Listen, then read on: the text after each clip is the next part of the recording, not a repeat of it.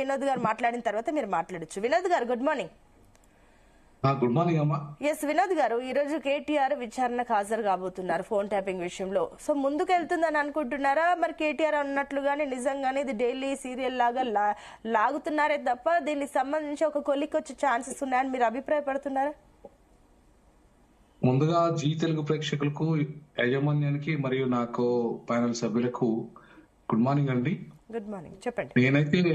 నేను కూడా phone tapping బాధితునే.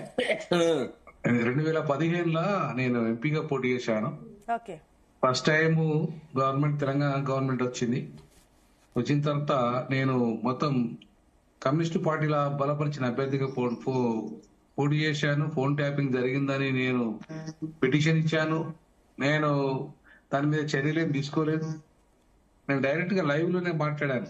చాలా సందర్భాల్లో ఫోన్ ట్యాపింగ్ జరుగుతుంది, నా ఫోన్ ట్యాపింగ్ జరుగుతుంది అని చెప్పేసి ఎలక్షన్ కమిషన్ చీఫ్ కమిషనర్ కూడా ఇవ్వడం జరిగింది. కానీ ఏమీ చర్యలేం జరగలేదు.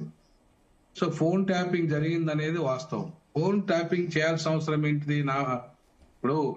ఇప్పుడు నేను యాక్చువల్గా క్యాండిడేట్ ను, కేసీఆర్ గారు ఒక ముఖ్యమంత్రి, వారిని ఒక ఇండిపెండెంట్ క్యాండిడేట్ ను బలపరిచారు కమ్యూనిస్ట్ పార్టీలు. మొత్తం నా ఫోన్ ట్యాపింగ్ జరుగుతుందయ్యా, మరో ఇట్లా నేను ఎవరి దగ్గర పోయినా, నేను ఎవరితో మాట్లాడినా, లేకపోతే ఏం చేసినా నేను ఒక ప్రొఫెసర్ని, నేను తెలంగాణ ఉద్యమకారుడిని. నేను తెలంగాణలో సామాజిక తెలంగాణ, దొరల తెలంగాణ వద్దు, సామాజిక తెలంగాణ కావాలని చెప్పేసి సామాజిక తెలంగాణ జేఏసీ ఏర్పాటు చేసి నేను దానికి చైర్మన్ గా ఉండి మొత్తం తెలంగాణ సమాజాన్ని చైతన్యవంతం చేస్తూ ఇలా మాకు ఈ దొరల తెలంగాణ దొరికేది ఏం లేదు కాబట్టి మొత్తం బహుజన తెలంగాణ కావాలి, సామాజిక తెలంగాణ కావాలి అని చెప్పేసి ఇవాళ కవిత గారు ఏదైతే అంటున్నారో సామాజిక తెలంగాణ అనే విషయాన్ని, ఆ సామాజిక తెలంగాణ విషయాన్ని మొట్టమొదటిగా ఉస్మానియా వేదికగా మొత్తం విద్యార్థులని అట్లాగే ఉద్యమకారులంతా ఏకం చేస్తూ మేము ఒక ఆల్టర్నేటివ్ ఫోర్స్ గా రాజకీయం చేసి అది దొరల తెలంగాణకు ప్రాతినిధ్యం వహిస్తున్నది. దాన్ని పెట్టించిందే కేసీఆర్, కోదండరామరెడ్డిని పెట్టించిందే కేసీఆర్ అండ్ జానారెడ్డి.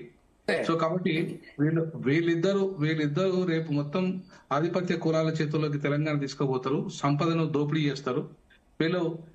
కాబట్టి దీనికి ప్రత్యామ్నాయంగా పేద వర్గాల నుండి ఒక బలమైన వాయిస్ గా నిలబడాలని చెప్పేసి తెలంగాణ యావత్ సమాజాన్ని చైతన్యం చేయడంలో భాగంగా మేము ఒక పోరాటం చేస్తే దాన్ని పూర్తిగా వ్యతిరేకించిన కేసీఆర్ గారు, నేను ఎలక్షన్ లో నేను పోటీ చేసినప్పుడు ఇప్పుడు బీజేపీ అభ్యర్థి ఉన్నాడు, అక్కడ కాంగ్రెస్ అభ్యర్థి ఉన్నాడు, ఇంకా మిగతా అభ్యర్థులు ఉన్నప్పటికీ కూడా వాళ్ళని టార్గెట్ చేయకుండా నన్ను టార్గెట్ చేశాడు ఆయన.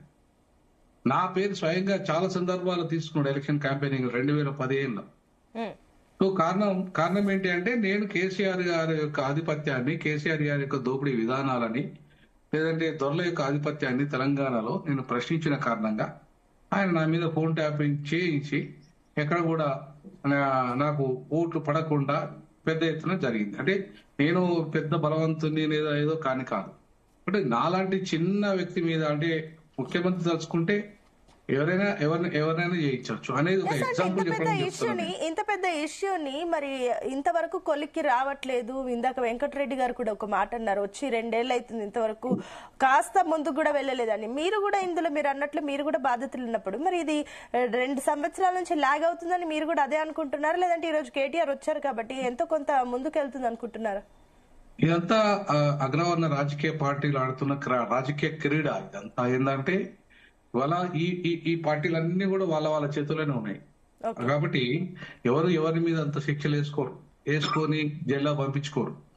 వాళ్ళంతా వాళ్ళ ఆధిపత్యం కోసము, ప్రజల్ని మభ్యపెట్టడం కోసము ఏ పథకాలు అయితే 6 గ్యారెంటీల పథకాలు ఇవాళ రేవంత్ రెడ్డి గారు ఇచ్చారు, 400 హామీలు గాని, 18 అంశాలు గాని, ప్రజలు ఆ విషయాలు చర్చించకుండా ఖాళీ ఫోన్ టాపింగ్ అనేది ఒక రాజకీయ, అదొక నాటకం అంతే. ఆ నాటకాన్ని వీళ్ళు తెర మీద చూపెడతా ఉంటారు, ఒక్కొక్క ఇష్యూ మీద తెర మీద చూపెడతా ఉంటారు, డైవర్ట్ పాలిటిక్స్ చేస్తా ఉంటారు.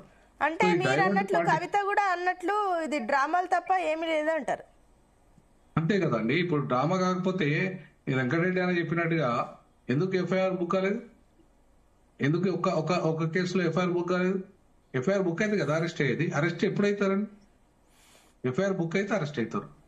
మరి ఎందుకు ఎఫ్ఐఆర్ బుక్ కావాలి? ఎన్ని కేసులలో ఒక్క కేసు మీద కూడా ఎఫ్ఐఆర్, చివరికి ఇవి ఆ కాళేశ్వరం మీద ఎఫ్ఐఆర్ ఎందుకు బుక్ కాలేదు? కాళేశ్వరం మీద ఇంత కమిషన్ వేసిండు కదా, ఇంత మొత్తం అవినీతి జరిగిందని చెప్పేసి కోడై కూసిండ్రు, చేసిండ్రు, మరి ఎందుకు అరెస్టులు జరగలేదు? ఓకే, అంటే ఇదంతా ఒక రాజకీయ క్రీడగా, డ్రామాగా ఇవాళ ప్రజల్ని డైవర్ట్ పాలిటిక్స్ చేస్తున్న ఒక కార్యాచరణ మాత్రమే తప్ప దీంట్లో సిన్సియారిటీ గానీ చిత్తశుద్ధి గానీ లేదు. లక్షల కోట్ల అవినీతి జరిగిందండి ధరణి పేరు మీద.